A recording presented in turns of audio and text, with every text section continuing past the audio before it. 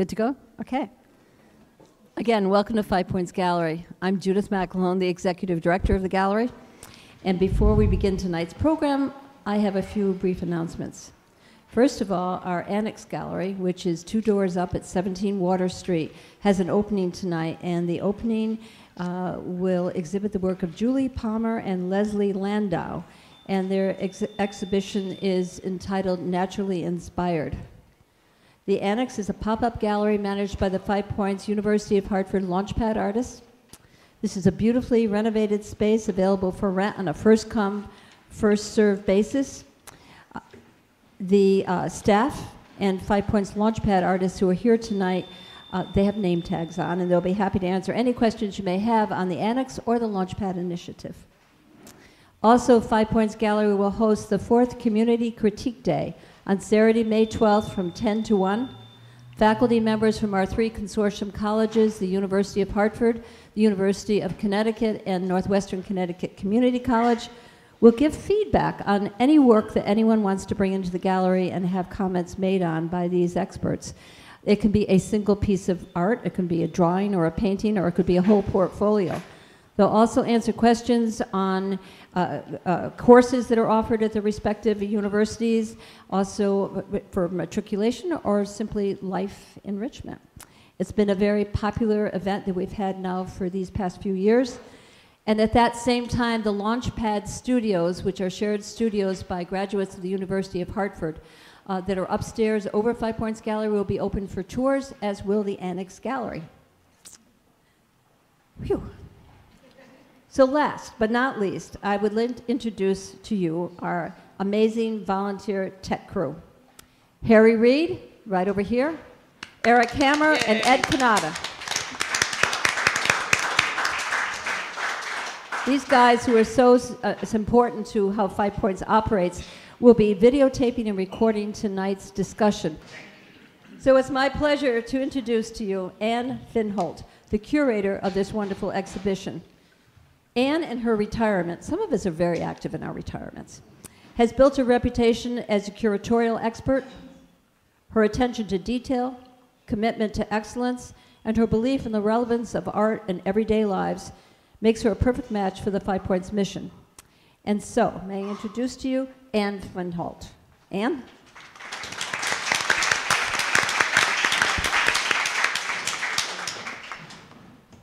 Just be sure this is working. Are we okay? Great. Okay. Thank you. Welcome. Before I introduce our wonderful artists, and it's kind of amazing that we have 6 here with us tonight, so I'm really grateful to them for all coming. I'm just going to give you a little bit of background on how this show came to be. It really happened a couple of years ago when Judy casually proposed that maybe I think about doing a figure show, which was really out of the norm for me because all my background in curatorial work was really doing landscape-related exhibitions. But I started to think about it, and then one day as I was looking at a landscape, it was a large piece with a big, heavy forest and an expansive river and a dynamic sky scene and 2 little figures sitting down on the dock. I realized that I instantly went and looked at the figures first. So it made me realize, it reaffirmed my knowledge that the figure has this incredible potency and that we're just instantly drawn to those images. Then, because I'm drawn to artists who are interested in exploring the territory of abstraction and representation, I started thinking about the artists who work with the figure but are equally, if not more, concerned about the expressive or abstract qualities of their work. So it's not that they're not interested in working with the figure, but they're equally as interested in color, line, shape, space, structure, all those abstract components as well as expressive components. the reason that I got the title Presence is because it seemed to me that the figure was present in the scenes, but not meticulously represented. So all of our artists are Shutting off their phones. Shutting off their phones, that's right. I love technology, but that's a good bell ring. So our artists really have followed this kind of challenging path that mixes representation and abstraction.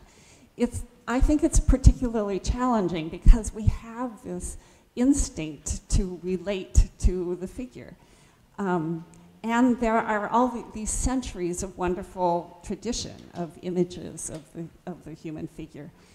And none of our artists reject that tradition. In fact, some of them have great walls of images of reproductions of other artists' work that they refer to or think about.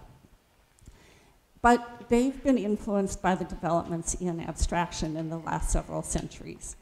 And so what I was interested in was how they were using that to transform the figure. And that's really the background for the show. So now I'm going to start with introducing our artists. And our far artist on the end is Ken Kewley. Ken comes from Easton, Pennsylvania, long drive. And his work are those wonderful jewel-like collages in the small gallery, those little 4-by-2-inch collages that everybody asks about. And he's a major leader of workshops all over the country. Larry Morelli is based in New Haven. His are the big, dramatic, sort of totemic paintings up there, and then a painting called Raven here, and Jennifer Sleeping up here, one more down there. And Larry teaches at Norwalk Community College. Catherine Kehoe is next. Her works are those beautiful, subtle ink wash drawings in the TBD gallery again. And Catherine's another one who teaches workshops all over the country. She and Ken are the ones that always say, filled, sold out. they're great teachers as well as wonderful artists. Lexi Axon has these, one of her paintings is right here. Most of them are down in the West, is that the West Gallery? East Gallery. In the East Gallery, these major, colorful, compelling scenes. And Lexi teaches at Easton, Eastern Connecticut. And Helen Cantrell has these, has transformed these neighborhood scenes into these massive, great blocks of color. One here, one over there, and then I think 3 down in the East Gallery. Barbara Grossman, on the end, has the 2 large women figure pieces. These great oil stick pieces, one there and one there. And I have to thank Barbara additionally for allowing us to have making it possible for us to have the Charles Cajori pieces in the show. When I was thinking about all of this, I was thinking he's really emblematic of the beginning of this kind of merging of abstraction in the figure. So we're really delighted that we can have his work here. So now I'm just going to plunge right away into these into these questions, and we'll get our artists talking. The first one is this great big one of what is it about working with the figure that excites you? And I'm just going to let anybody who wants to plunge in start. Well, there's nothing else that's really interesting. We are the figure, and it's the elusiveness of the figure that has always kept me engaged in painting the figure in its environment. It's not an isolated icon, even Giacometti, whose work appears to have just the figure would not exist without the space around it. So I've done all those other things. I moved to the country and I did landscapes, and I thought, well, so what? It's beautiful. Let it be. I shouldn't be there to tear it apart. So the figure is extraordinarily compelling. Well, I guess I kind of feel like the opposite. I feel like figures are the landscape. I do a lot of landscape painting, and the people are just kind of like more, I don't know, colorful bushes or something. But they move around a lot more. I mean, I work from photographs, so that's how I keep them still. But it's that complex interaction between us and our environment, I guess, that's the interesting thing, you know, from our different ways. Yeah. For me, the figure is my own self, my head, and it's a matter of convenience because I'm always there in my studio, and I can't stand to have anybody else in my studio, and I paint from observation, so that kind of rules a lot of things out. But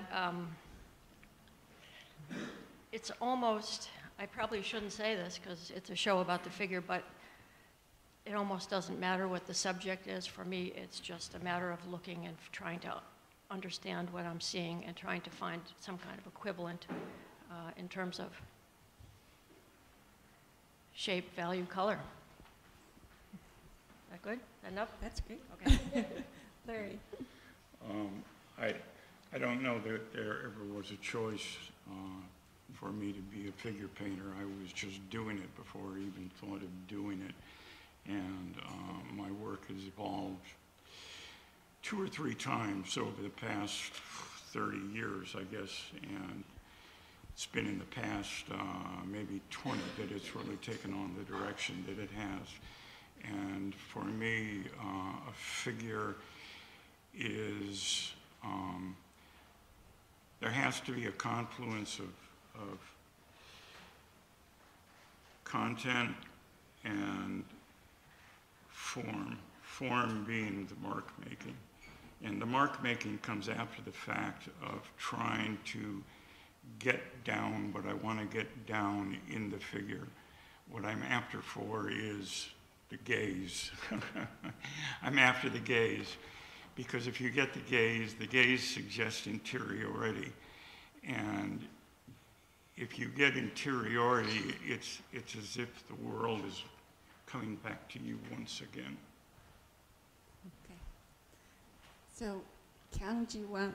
Yeah, to me, it's basically all the same, and as Catherine was saying. And I made a little presentation. I named it 3 minutes, but it could probably be done in 2 minutes. I'm just going to show it now. It will explain everything about me.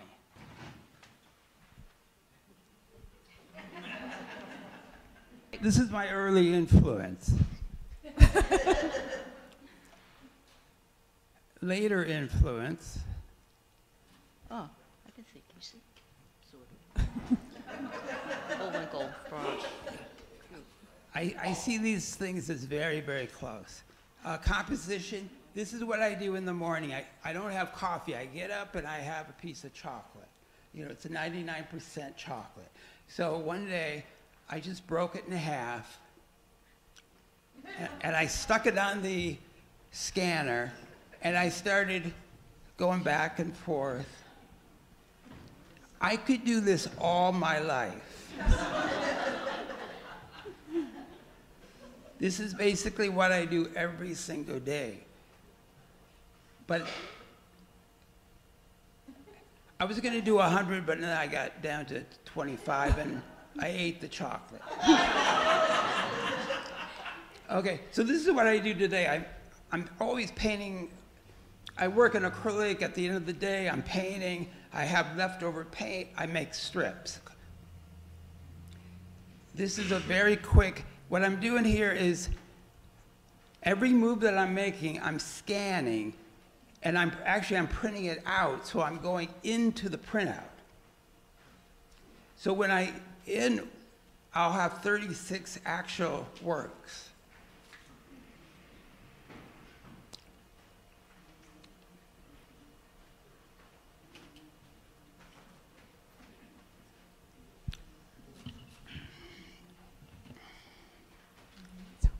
This is very quick. This is one of the things I do in my workshops. They do these little abstract compositions into each square.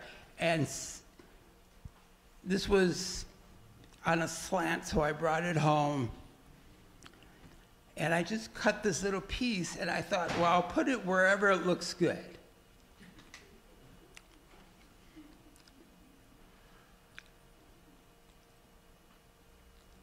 And then I made this little film.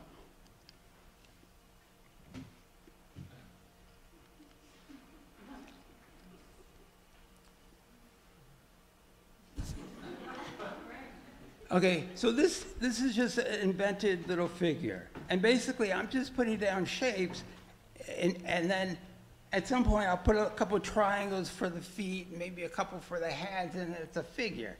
But I can print this out in black and white, and I can go into it each time in a different way. So these are 3 on the same variation. Like any of those I could print out and collage back into. This is a very quick little thing about, this is Brock, 17th century. What I did is I took this painting, I took the Brock, I cut out little pieces of the Brock, inserted it into the painting.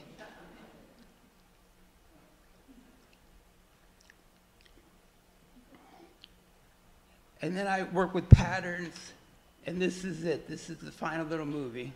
And this is me doing one of those in the other room.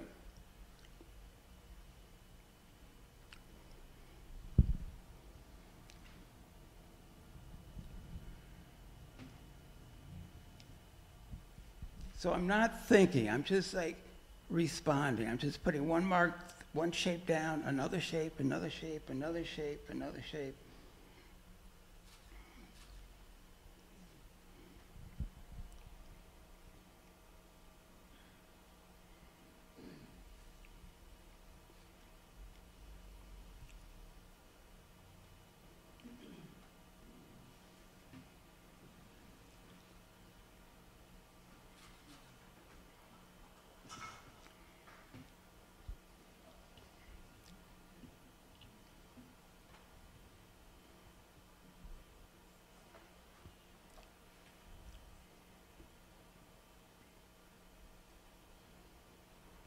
And that's it. And those are all the pieces. That was great. Well, I'm just going to launch right into a question. Then I still have a question for you right now, Ken, and that's all those little pieces of paper that you're working with have been pre-painted with acrylic paint? Yes. Okay. And it's just copy paper plus at Staples because it's acid-free, because people like that. So you get 500. I get it in a case. Okay. So I'm interested in everybody's sort of working process. Catherine, you talked about working from yourself and direct observation. Larry, you still always work with the model in the studio, or has that changed over time? No, I still work with the model on occasion when it necessitates it, like the big black and white painting over there. That came out of my noggin. Actually, that came out of at the time I was involved in a cooperative gallery, and the woman who was the director said she had a theme for a Christmas show, and right away I thought, oh God, a theme. Oh, not a theme. And her theme was we had to read a Harold Pinter play, and I thought, oh, a Harold Pinter play. Oh God, you'd rather pins in your eyes. But it was a very interesting play, and it was mean and isolating, brilliant play, and I was able to get something from it without the use of a model. But I do always use a model. I need a model. I need a human being in front of me, and hopefully a human being who is, I shouldn't say a human being, a woman. I find women more interesting than men. What can I say?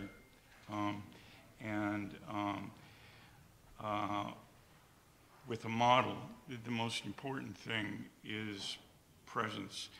You can get a model who can stay still, but you can't always get a model who is present. In other words, you can always tell a model who's thinking, did I feed the cat? Did I do the laundry? You know, there is something, there's a quality about them that they're not there, and I need the model to be there, and I need to paint what's there. Whether or not I suggest an interiority or that there is an interiority there, I tend to want to believe that there is an interiority there. So, Helen, you work from photographs, is that right? Yeah. So, and how does your process work? Well, it helps stick the figures into the landscape. As I was speaking about earlier, you tend to have this flat series of patterns already there with sort of the opposite of Larry's mode, I guess, where he needs the physical presence. I agree. I don't like another person in the studio with me when I'm painting. I can't deal with it because they're too distracting to me. But the patterning that you find from a photographs that I take of things that, I don't know, just strike my eye somehow. And then I do a lot of work in Photoshop these days, now that we have this wonderful tool. You don't have to spend $500 worth of paint to figure out it's the wrong color. You can like try it on a computer screen first. So that's kind of how I get started. And then it's just, you know, slog away in the studio with the paint. So, Lexi, what about you? What's your process? I am sort of a street person. I'm a New Yorker, and so I walk around a lot and I see a lot of things, and I make quick sort of impulse sketches. So when I see a street construction, that's usually where there's a lot of activity, different kind of physical activity. So I actually I have this airmail paper, like English airmail paper, and a Schaefer's pen, and I just sort of draw little notations about the movement of the characters, and then I'll sort of pin up 5 or 6 of those and make a painting as a result of being in that situation. But they're not, you know, these are loose, very sort of almost ecstatic impulse drawings. So it's more about the light and the way that the light hit the figures. Usually there's like some kind of glowing orb. It usually has to do with shapes that are there. So it's more like figures in motion in relation to objects. So, and Barbara, you've worked from observation in the past, but now your work is invented. I haven't worked from the model in a painting studio since 1981. I draw from the model, but I haven't recently. But what happened was I had the model come, and the model would spend time, but then I couldn't have her keep coming back. And in fact, I agree with other people who said the model in the room is an intrusion. So I started working without the model, and then I got real courage. Wow, I can do this without her. And really, the fact of the matter is I'm really not that interested in the individual or that moment. I'm interested in a much more complicated set of ideas about space and color and light. And not working directly from a figure allowed me to focus on that. So I gave up working from the model a very long time ago. And I think it was very freeing for me. And it gave me the opportunity to put 2 or 3 or as many people as I wanted on the canvas. You know, it's liberating. And I can, Yeah. Anne? So, yes. I was just going to talk about Jory. Yeah, I was going to ask you. So, if you need to take a phone call, could you take it outside, please? I did. I just told them. Okay. Okay. Thank you. Okay. And Anne asked me about Kajori working from the model. He has never painted from a model in his life. And he drew from the model every week, maybe twice a week sometimes, but always these paintings from day one were invented, just to clarify that. That's interesting because I was sure that he No. painted from. I think it became a visceral experience working from the model so much that it was almost kinesthetic, but he never painted from the model. So, I'm going to ask about, we've seen that George Brock and Bullwinkle are Ken's, The same. our influence on Ken. But I'm going to ask about other artistic influences. Catherine, do you want to talk about I made a list. All right. Organization. pages? Ruth Miller, Susan Lichtman, Lois Dodd, Catherine Murphy, Jennifer Paczynski, Ewan Uglow, and Cezanne. Those are the people at the top of my list top that of I your- return to and am fed by. That's great. Larry, what about, you're the one that has the Oh, we wall. He has the wall of images in his studio. Kind of heroes wall. Yeah. Different kinds of heroes on one wall, different kinds of heroes on another. Some of the artists from whom I never ever stopped looking are, he's an English painter, Frank Auerbach.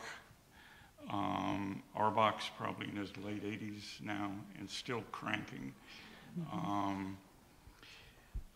Frank is very much into mark making, just fantastic mark making. And his marks represent something. They represent a segment of the figure, a segment of the landscape. They aren't just arbitrary marks. Giacometti, what can you say? You know, finally it's Giacometti. As long as, you know, I mean, that's almost 3/4 of a century ago, but I think for Giacometti, it is the grinding search that he was after. He was after something real. And what do I mean by real? I don't know what I mean by real, but I know it when I see it. I think some justice said that about pornography. I don't know what it is, but I know it when I see it. But,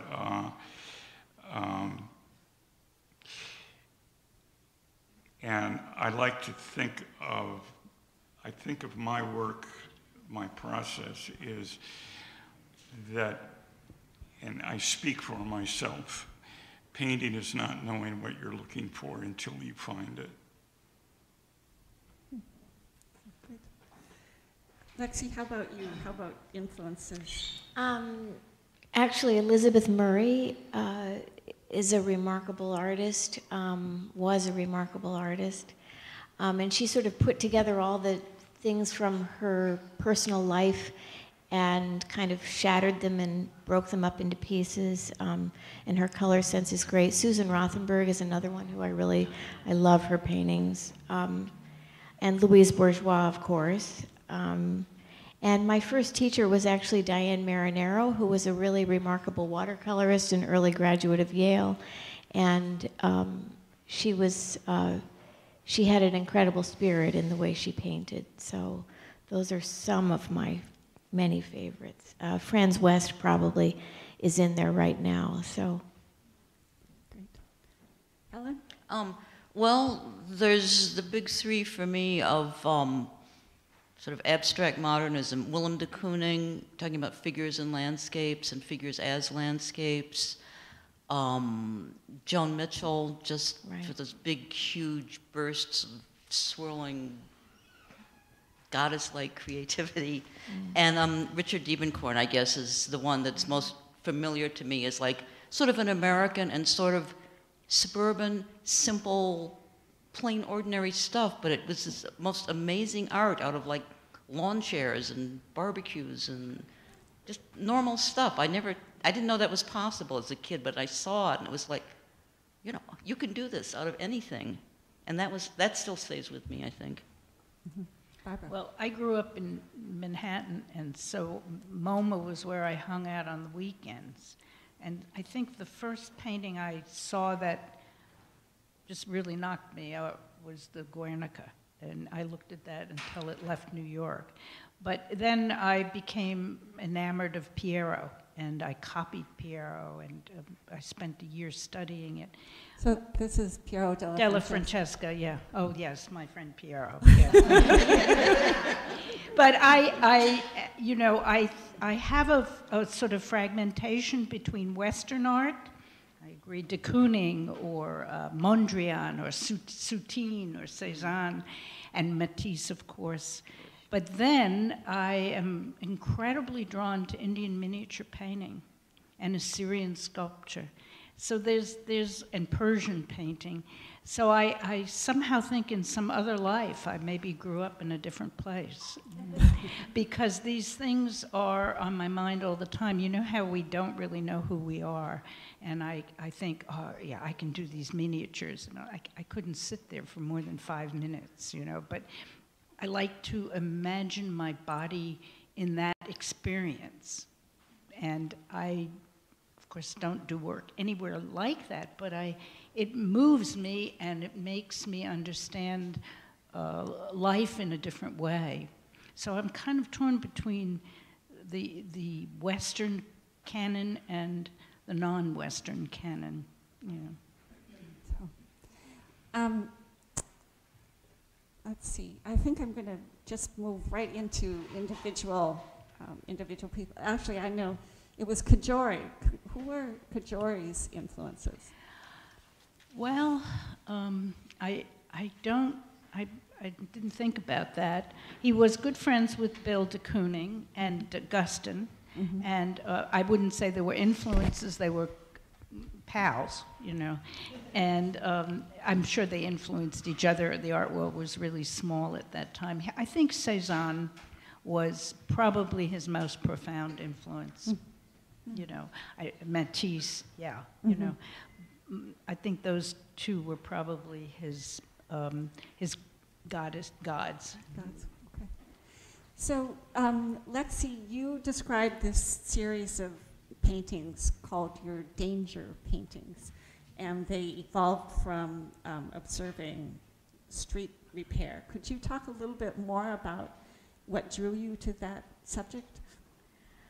I think, you know, the kind of the steam coming out, the motion, the bright lights, the fact that it was sort of irresistible, that you're sort of drawn into something that is looks dangerous. And quite often I would be walking late at night. The streets would be shiny. You know, these were just sort of chaotic situations that I would walk past and be attracted to. And I suppose, you know, this was, a lot of my sketches started in the 80s, so it was that kind of period, sort of. So I sort of like making order out of chaos, I guess, or, you know, sort of manipulating things that are kind of dangerous. And I think, you know, it relates now to our notion of climate, our notion of, you know, the world is going to go on without us, whatever happens to humans in it. And so the kind of apocalyptic representation that those hold for me in relation to climate is why I've kept making them. I think one of the things that I was really drawn into in your work was this sense that you had taken, I mean, street repair, who pays any attention really to street repair as an aesthetic experience? I just thought that that was one of the things that really sort of knocked me out. And in your studio, you have some of arborists who are trimming trees as well. And that also struck me as another subject that I would not have thought of as a topic for a painting. But I love this kind of edgy quality that you get. Yeah, thanks. So, Catherine, you wrote about your drawings that you forget that when you're working from your own image that it's you. So what are you looking at and what are you looking for when you're painting or working with your ink wash? Kind of the same thing I look for in any subject, which is relationships of light, value, color, shape, and it's, for me, whatever I'm looking at is ever shifting. And I think it's true of everyone, the way that we perceive things. It seems so stable, right? But because my eyes are moving, little fragments of images are going into my brain, and my brain is making sense of them. So it's all, it's that process of trying to see. And my experience is that I'm nearly blind, you know? Okay, I can see pretty well with my glasses, but it's really hard for me to see what things really look like. So it's partly a perceptual thing where I forget myself, and it's partly, especially with the painting, it's a design within a rectangle, so it's like those two things operating simultaneously, I think, in the process of looking. But I forget myself pretty quickly, you know. So when you do your ink wash drawings, do you work with a strong light source? Do you? It's not as important to have good light conditions when I'm working from ink. I can, you know, it's very quick and casual, and when I'm working in oil paint, it's very important, you know, that I have certain lighting conditions so I can see better. But I think that answered your question. I hope so. That's good. Helen, you just have these great, strong swatches of color in your paintings. Do you find that you work with a particular palette? Does it change over time? What? It changes every time I put one color on. Then that influences what I choose for the next color. I mean, I do seem to have a propensity for a lot of darks with a lot of high chartreuses and kind of vivid contrast.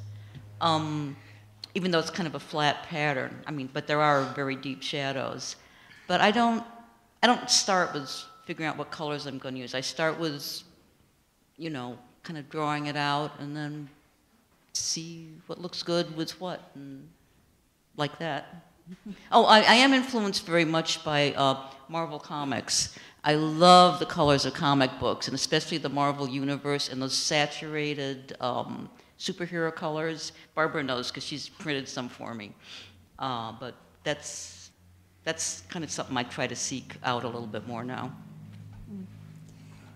So, Ken, I know that we've had everything explained about you. Everything. We know it all. But I have a question. You have this sort of wonderful quote where you've written that you feel that abstraction actually helps us understand and appreciate the excitement of reality. Could you talk a little bit about what you mean by that? I'm writing a lot more now. I've written like 400 pages, and now I'm trying to edit it down to like 100. So it's basically like a very rendered figure to me or a very abstracted figure to me. Neither one looks real to me. Yeah, and I've always figured out, like, look, more you go like towards the correct anatomy, the correct color, the correct perspective, the measurements, you're going further and further away from reality, as I see it. You know, reality is just like a very personal thing. And what was the question? Well, you had said that you felt that abstraction actually helped you understand the excitement of reality. Yeah, I just see everything. Well, what I do is I put these things together. So they're all little abstract shapes. And my colors now are like very cut up. So these days, I'm just reaching in and I'm taking a piece and I'm putting it in. And then I take another piece and I put it in. You know, as you go around a corner before you like name what it is, you know it's like something beautiful, or if there's a weak figurative painting, it's always the abstraction that's the problem. It's just that the world is more abstract than it is figurative, in a sense. So you see the world in terms of these patterns of color, light and dark? You know, really, I was just thinking about this the other day. I don't walk around seeing shapes, and I don't walk around seeing people. I don't wear my glasses. So it's like, that's one thing. But it just seems like it's I really love the world. You know, I get very excited. Like I tell people, like, if you walk out into the landscape and you get excited about the landscape, you can stay in, because why you're excited is because of some kind of abstraction that you're getting excited about, and you can do that inside.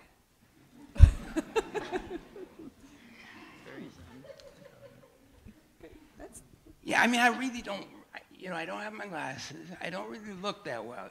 Like somebody, like when I was young, I did a drawing of somebody, and a friend of mine came up and said, it was a mutual friend, and the mutual friend said, well, it sort of looks like him. And I said, well, I was sort of looking at him. Like I know if a painting is working or not by looking at it, but by like seeing it like a side glance. It's very clear, you know. I could go on and on. Like in Italy, you know, where people have to do these olive groves, and you know, they'll come back, and I hate critique. I don't do any critiquing now. I put my foot down. But you would come back, I would have to say something, and I would say something like, well, now if you wake up in the morning and you open up the curtains, and that's the view you see, you would go back to bed. I mean, the thing is, they've under-exaggerated everything. I think you have to really grip these things and twist them into whatever figuration you want. Mm-hmm. You know. Okay. Barbara? Well, Ken, I think it's all abstract. I mean, since when can you put anything on a two-dimensional surface and call it real? Right. I mean, it just simply doesn't exist. Right. So, yeah, that I'm responding to that, and I think that each one of us has a sensibility, and that sensibility allows you to approach what it is that you're interested in. And then from there, you stop thinking. You just go with it, you know. And you know, if you open the curtains and you see a beautiful landscape, you're right. Who cares? I mean, it's been done. Why bother? You know, so there's something else going on. And I think that is an urgency within the individual. We haven't talked about it. You talk about color and shape and form.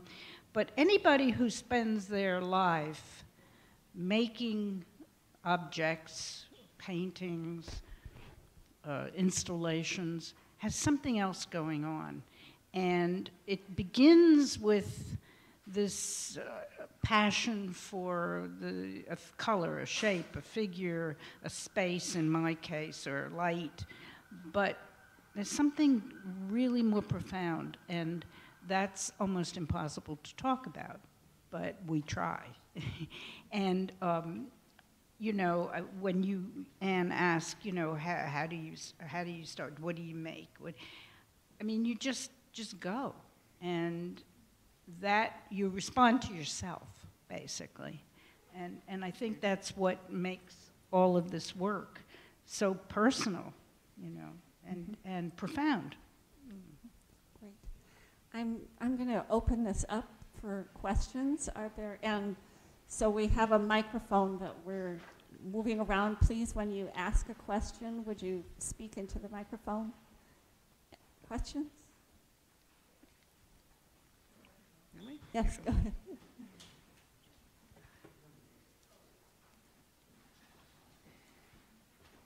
I've noticed that when you discussed your influences, pretty much it was a lot of dead artists.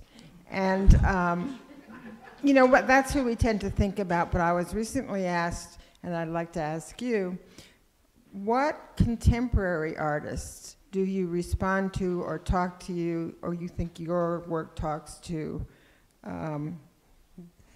Actually, Catherine did list a number Yes. of Almost all of mine were living artists. contemporary. Yes. But I'd love to hear. I admire Amy Sillman as one of the contemporary artists that I follow. Should we? Yeah, sure. Oh, well, I live in Old Lyme, Connecticut, and there's just not a lot of contemporary artists around there. So I don't teach, so I don't know much art except what I go up to museums to see. So that's partly why I answered that way. That said, I like all these guys a lot. This is really cool. And I didn't have to say that, but I do. And I do have a friend in Old Lyme, Judy Friday, who does these gorgeous little impasto landscapes, and she and I our work bounces off each other. But it's hard being kind of out of any sort of stream, main or subsidiary or tributary, to know a lot of contemporary artists, which is one reason I appreciate this show. So, but that's why. Yeah. Lexi, what about you? Actually, I want to respond to the comment that you made about why artists are working, or that it's the sort of noetic metaphysic, this thing that comes out, this unknown that you were talking about, the reason why you keep going, why you keep making a painting, what is it that you want to know? And I think a lot of times you make work and you don't know what it is, you can't even read it, you just make it in this sense of necessity, and then maybe a year later you start to understand what was going on and what that thing is about. Even though you didn't go in with a narrative at all, it's something that comes back and tells you something that was going on. About yourself. Yeah. Yeah. Yeah, so I'm going to skip my answer on contemporary. Contemporary art. Okay. May I ask a question of the other artists? Sure. I wonder what role failure plays in your work, and what the standard is within yourself of what is successful, what is a flop, and anybody. I have a feeling Ken never fails at anything. Well, I tell people it's very easy to do a good painting. You just work on it until it's good. Yeah, that's easy. Whoa. Yeah. That's right. He said it all. I wish that were true. Well, sometimes they're never good. I work on things a year, 2 years sometimes. I'm very slow because I don't find that what Catherine was talking about, that place of satisfaction. You know, a question that's asked of artists often is, how do you know when it's finished? Every so often you get a painting that absolutely resists and says, stop. And if you adhere and pay attention, that helps you. But most of the time, the struggle, it just seems, for me, endless. I think it's a little bit of a hangover because a lot of my professors were abstract expressionists, and part of their MO was, you can't succeed. But I hopefully have grown to some degree from that. But I don't know that just keep working on things is right. I think, quick, your name. Lexi. Lexi, thank you. What she said about, reflecting tells you more about the work than pounding it and working on it, I think failure is part of the engagement, It's not necessarily psychologically sound, but it's part of the process. So how do you think about it for yourself? My failure rate is about 99%. And it's never really clear. You start out with an intention, an idea, a painting idea, and then it's dead.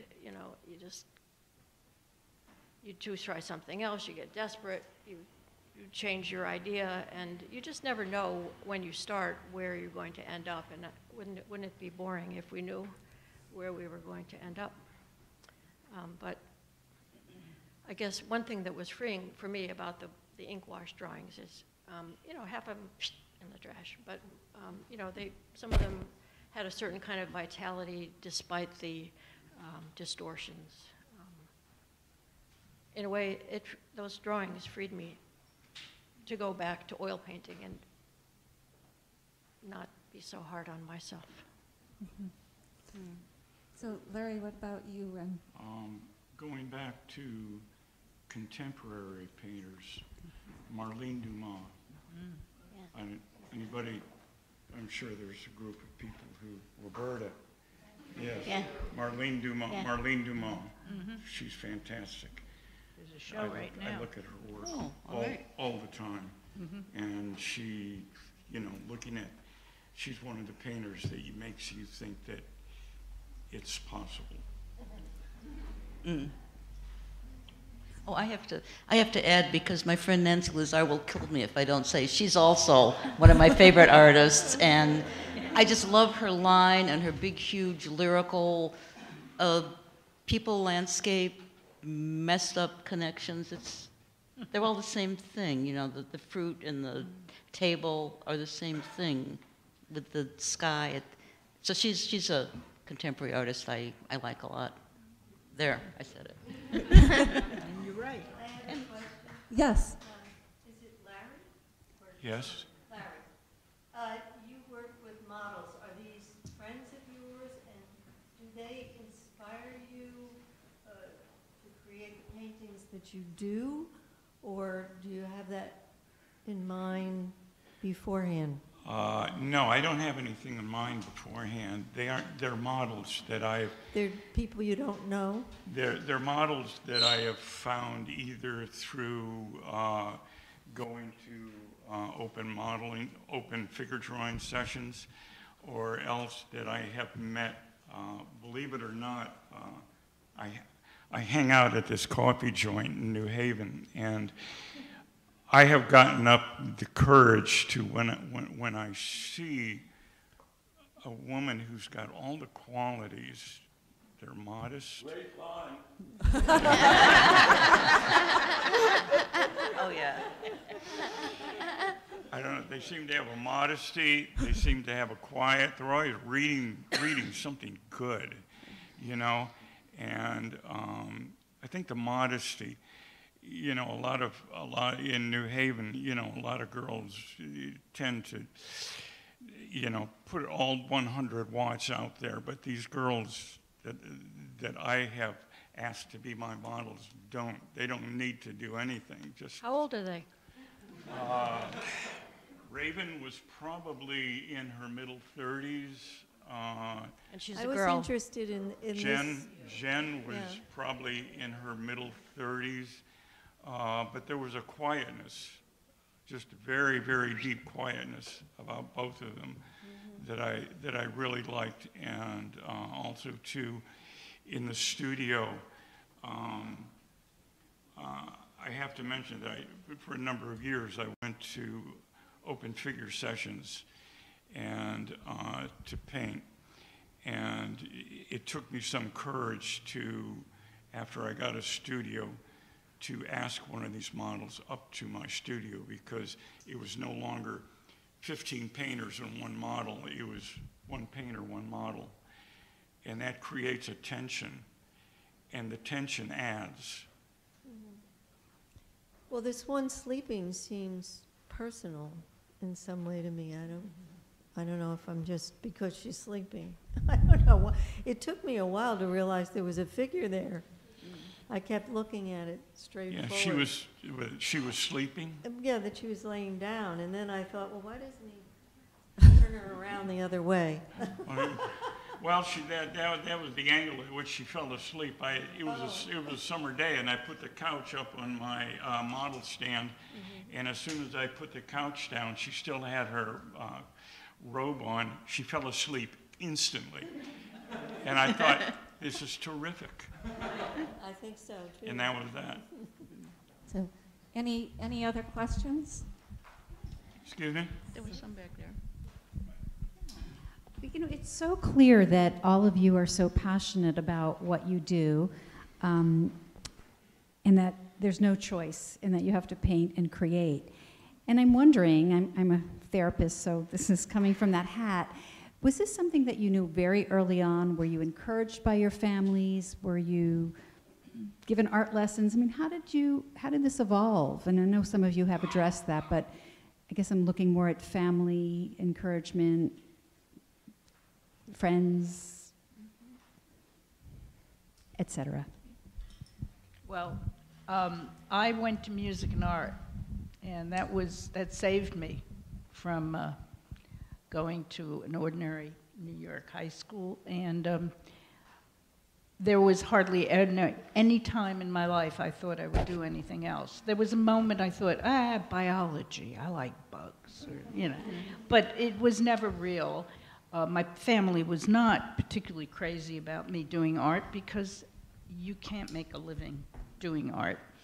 So I assured them that I would teach, and that did it. You know, that was something they understood. You know, I came from a very poor family, so that was a very realistic of them. And but I think, I can't remember ever, I couldn't do anything else. I wasn't really very good at many other things, and there was nothing else I wanted to do. I think that passion comes from that urgency, you know. And I don't think family means a damn thing. Well, in your field, it probably does. In my history, it did. My father was an architect, a sort of Bauhaus-influenced architect. And so we lived near Chicago, so we went to the Art Institute a lot when I was a kid. And just, you know, starting from the age of, like, I don't know, 8 or 9 or 10, and you're looking at all these great paintings. And yeah, they encouraged me, I think, pretty much to be an artist. Yeah, so I think that did help. But all children have creative impulses in so many ways. It's not that we survive, but so many children get smashed and put down and told, you know, or tracked into, like, you know, the working class shop courses. Although shop can be creative. I wish I would have taken that instead. I had to take homemaking when I was in high school, which was not creative. We did little muffins with Jell-O in them, you know, and put them in microwaves. It was like, oh my God. Anyhow, I think in my case it did make a difference. Lexi? Well, psychologically speaking, both my parents were jazz musicians, so I lived with music, played rather loudly, and certainly that had an effect in terms of, you know, me becoming sort of an expressionistic artist. I was really, really messy. I was really like a scribbler. My handwriting was a wreck. My clothes were sort of turned all backwards and forwards on me. And that makes sense now looking. Now it all makes sense. Yeah. So, but I did have, we lived in Toledo when I was very young. My parents moved a lot when I was very young. But I did have lessons at the Toledo Museum, and the sense of sort of classicism kind of infused. I love, old studios and neoclassical kinds of buildings. So, and my dad collected, modernist furniture, and he was later an airplane designer, so, yeah. Well, I have a therapist story. I was always interested in art, and I always drew. And I came from a background, a family in which art, culture, all of that was just pretty much unknown, and even higher education was not something that had been done previously in my family. And one day I was in therapy, and I said, no one ever encouraged me to go to art school. I was 28 years old, and my therapist said, so go. And so I did. Larry? My background, you mean? Well, my father was a doctor, and he was concerned. He was concerned that I wouldn't do something that would afford me a living. And however, as I started to paint and draw, he could see that I had something, and he began to encourage me. He never stopped encouraging me to do something else, though.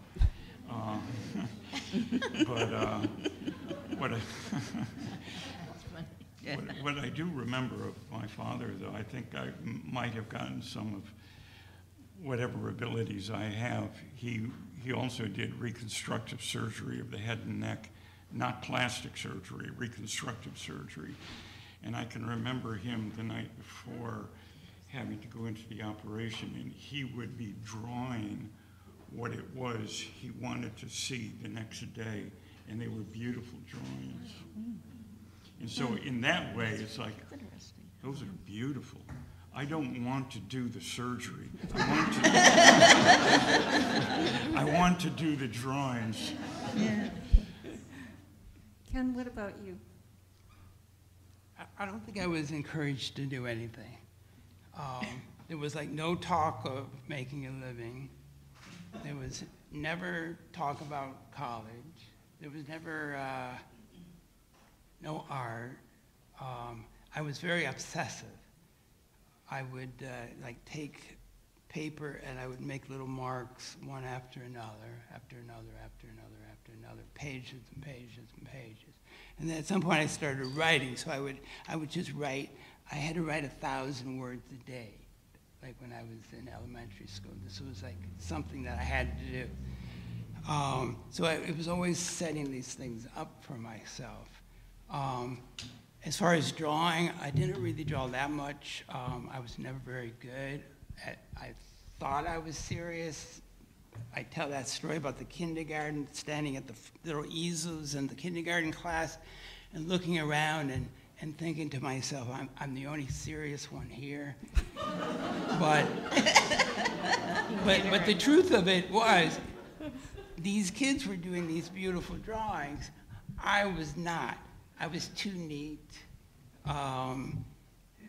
My work never really got interested until I just started doing one thing after another, as far as the painting goes. You know, going into an empty room and just painting. And now, like, when I do these workshops, as far as like people who I love to look at, it's these students.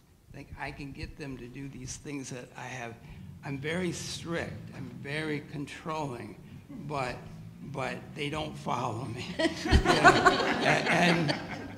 And they do these things that I have no idea where they come from.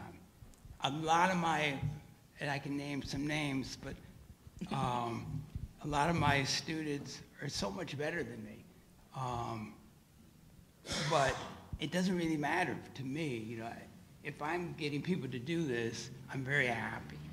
So, well, we could keep on a lot longer, I know, but I'm going to release all of you. Thank you so much for your work and for your talk, for being here.